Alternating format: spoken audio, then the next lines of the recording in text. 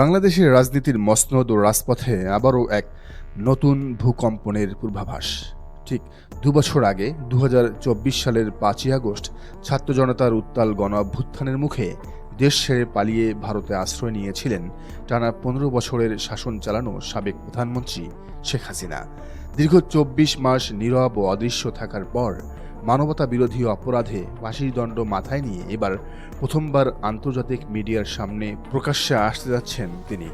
ভারতের সংবাদ মাধ্যম ইন্ডিয়া টুডের এক চাঞ্চল্যকর খবর অনুযায়ী আগামী ৫ই আগস্ট নয়াদিল্লির foreign correspondents club of South Asia অর্থাৎ এফসিসি সাউথ এশিয়ার উদ্যোগে আয়োজিত এক মত বিনিময় সভায় দিল্লির মথুরা রোডের স্যার মার্ক টালি অডিটোরিয়াম থেকে ভার্চুয়ালি সরাসরি যুক্ত হবেন শেখ হাসিনা। ঠিক যে দিনটিতে তার পতন ঘটেছিল, সেই ঐতিহাসিক দিনটিকেই তিনি বেছে নিয়েছেন নিজের রাজনীতিতে ফেরার এবং দেশে প্রত্যাবর্তনের রোডম্যাপ উন্মোচনের দিন হিসেবে। আন্তর্জাতিক বিশ্লেষকদের মতে এটি কেবল একটি সংবাদ সম্মেলন বা ভাষণ নয়, এটি হলো ঢাকার ক্ষমতার অন্দরমহলে এক সরাসরি চ্যালেঞ্জ ছুড়ে দেওয়া। এই ভার্চুয়াল মত বিনিময় সভাকে ঘিরে পুরো নয়াদিল্লি ও আন্তর্জাতিক রাজনীতিতে শুরু হয়েছে এক অদ্ভুত তোড়জোড়। এই হাই প্রোফাইল প্যানেলে শেখ হাসিনার সাথে আমন্ত্রিত অতিথি হিসেবে থাকছেন তার ছেলে সজীব ওয়াজেদ জয়, সাবেক শিক্ষামন্ত্রী মহিবুল হাসান চৌধুরী নওফেল এবং সাবেক সংসদ সদস্য ও অলরাউন্ডার সাকিব আল হাসান। এছাড়া সাবেক কূটনৈতিক ও নিরাপত্তা বিশ্লেষক আমিনুল হক পলাশ, সন্ত্রাসবাদ বিরোধী বিশ্লেষক আবু ওবায়দা আরিন, বাংলাদেশ হিউম্যান রাইটস ওয়াচের সাধারণ সম্পাদক মোহাম্মদ আলী সিদ্দিকী এবং ইউএসএ পরিচালক শাহ মোহাম্মদ বখতিয়ারের মতো বিতর্কিত ও প্রভাবশালী ব্যক্তিত্বরা এই আলোচনায় হাজির থাকছেন। ইন্টারন্যাশনাল অ্যাসোসিয়েশন অব প্রেস ক্লাবের সভাপতি ওয়ায়েল আউয়াদের সভাপতিত্বে বাংলাদেশ সময় সন্ধ্যা ৬:৩০ থেকে রাত ৮টা পর্যন্ত সামাজিক যোগাযোগ মাধ্যমে লাইভ স্ট্রিমিংয়ের এই উদ্যোগ ভারত বাংলাদেশ দ্বিপাক্ষিক সম্পর্কের চরম স্পর্শকাতর এক মোড়ে দাঁড়িয়ে নেওয়া হয়েছে। বার্তা সংস্থা রয়টার্স ও জাপানের কিয়োটো নিউজকে দেওয়া সাক্ষাৎকারে ইতিমধ্যে শেখ হাসিনা স্পষ্ট ইঙ্গিত দিয়েছেন আগামী ডিসেম্বর নাগাদ তিনি দেশে ফিরে সরাসরি আদালতে আত্মসমর্পণ করতে প্রস্তুত। কিন্তু আন্তর্জাতিক অপরাধ ট্রাইব্যুনালে মৃত্যুদণ্ডের আদেশ মাথার উপর নিয়ে তার এই সম্ভাব্য আগমন পুরো দক্ষিণ এশিয়ার ভূরাজনৈতিক সমীকরণ এক লহমায় বদলে দিয়েছে। শেখ হাসিনার এভাবে হঠাৎ সরব হওয়া এবং মাঠে ফেরার হুঙ্কার ঢাকায় চরম আলোড়ন সৃষ্টি করেছে। ক্ষমতাসীন কিংবা রাজপথের জুলাই আন্দোলনকারী জুলাইপন্থী শক্তির মাঝে ছড়িয়ে পড়েছে গভীর উদ্বেগ এবং রেড অ্যালার্ট। প্রশাসন যখন সারা দেশ জুড়ে আইনশৃঙ্খলা রক্ষাকারী বাহিনীকে চরম সতর্ক অবস্থানে রেখেছে, তখন নেপথ্যের কূটনৈতিক টানাপোড়েন রাজনীতির অন্দরমহলকে নাড়িয়ে দিয়েছে। সম্প্রতি মার্কিন প্রেসিডেন্ট ডোনাল্ড ট্রাম্পের বিশেষ দূত সার্জিও গোর ঢাকা সফর শেষে সোজা দিল্লি উড়ে গেছেন। ঢাকায় তার সফর চলাকালে প্রধানমন্ত্রী তারেক রহমান এবং পররাষ্ট্রমন্ত্রীর সাথে বৈঠক এবং কক্সবাজারে রোহিঙ্গা ক্যাম্প পরিদর্শনের পরই এই দিল্লি যাত্রা নিয়ে দেশের রাজনৈতিক মহলে নানা গুঞ্জন জোরালো হচ্ছে। সাথে বাংলাদেশে নিযুক্ত ভারতীয় রাষ্ট্রদূত দীনেশ ত্রিবেদীর সাথে তার সাক্ষাতের বিষয়টিও বেশ আলোড়ন সৃষ্টি করেছে। অনেকেই আশঙ্কা করছেন ক্ষমতাচ্যুত আওয়ামী লীগকে মূলধারার রাজনীতিতে পুনর্বাসনের জন্য কিংবা দেশে ফিরিয়ে আনার পরিবেশ তৈরি করতে নেপথ্যে কোনো বড় আকারের পলিটিক্যাল নেগোসিয়েশন বা সমঝোতার চক্রান্ত চলছে কিনা। তবে এই জল্পনা কল্পনাকে উড়িয়ে দিয়ে অভিজ্ঞ আন্তর্জাতিক বিশ্লেষকরা একদম ভিন্ন হিসাব সামনে আনছেন।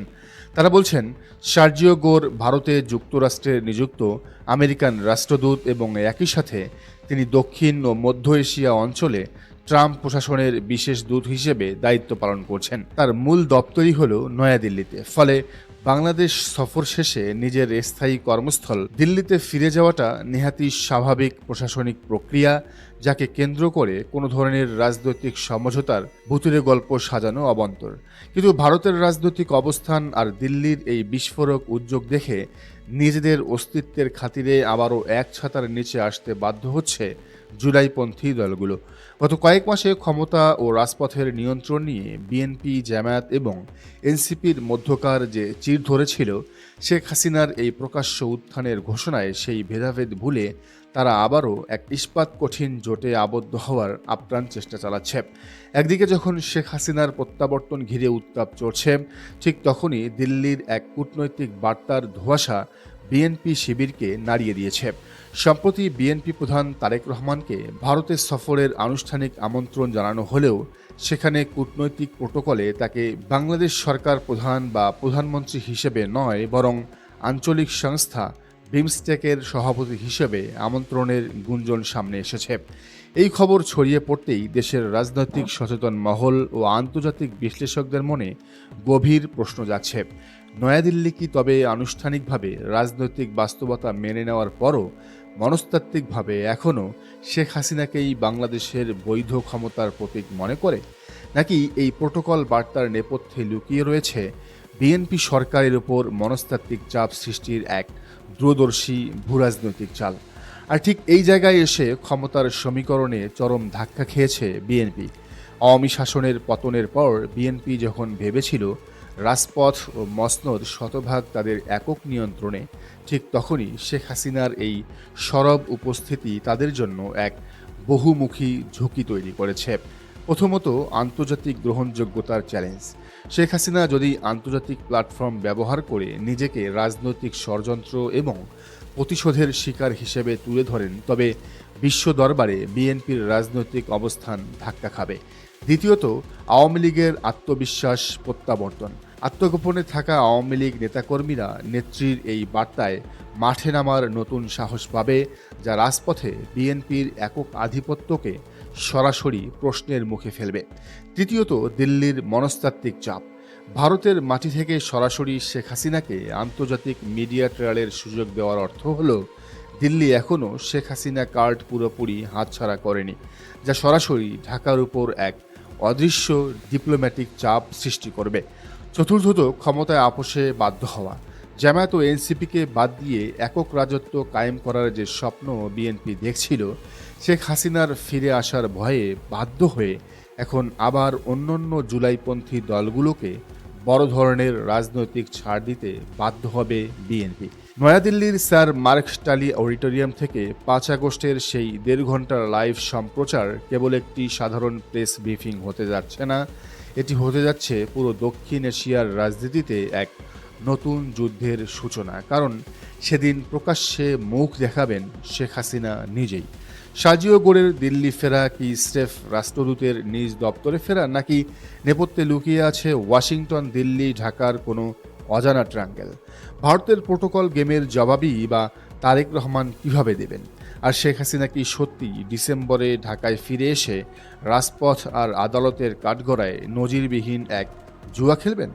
ঢাকা, দিল্লি আর ওয়াশিংটনের এই ত্রিমুখী ভূরাজনৈতিক থ্রিলারের চরম পরিণতি দেখতে এখন কোটি কোটি জনতা প্রহর গুনছে। প্রিয় দর্শক, বিষয়টিকে আপনি কিভাবে দেখছেন? শেখ হাসিনা কি সত্যিই দেশে ফিরতে পারবেন, নাকি এটি কেবলই একটি মিথ? জানান মন্তব্যের ঘরে। আর এই চ্যানেলে নতুন হলে অবশ্যই সাবস্ক্রাইব করুন এবং বেল আইকনটি বাজিয়ে রাখুন